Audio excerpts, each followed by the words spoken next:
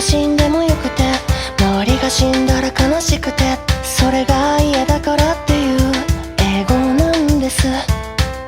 他人が生きてもどうでもよくて、誰かを嫌うこともファッションで、それでも平和に生きようなんて素敵なことでしょう。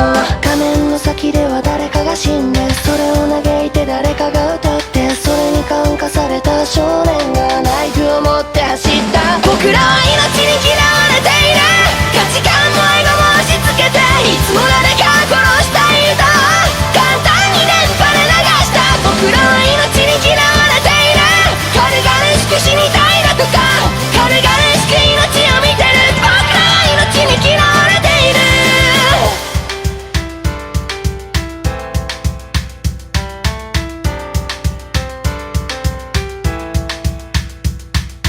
お金がないので今日も一日中ダミーを謳歌する。生きる意味なんて見出せず、無駄を自覚して息をする。寂しいなんて言葉でこの傷が表せていいものか。そんな意地ばかり抱え、今日も一人ベッドに眠る。少年だった僕たちはいつか青年に変わってゆく。年老いていつか枯れ葉のように誰にも知られず朽ちてゆく。不死身の体を手に入れて一生死なずに生きていく。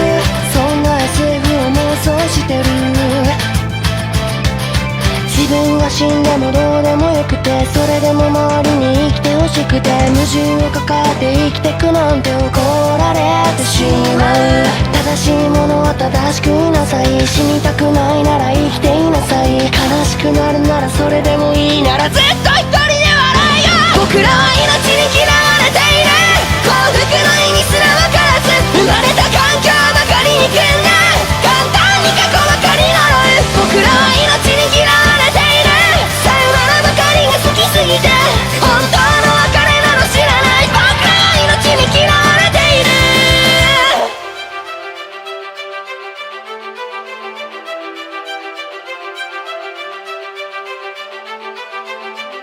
幸福も別れも愛情も友情も滑稽な夢の戯れで、全部金で買える代物。明日死んでしまうか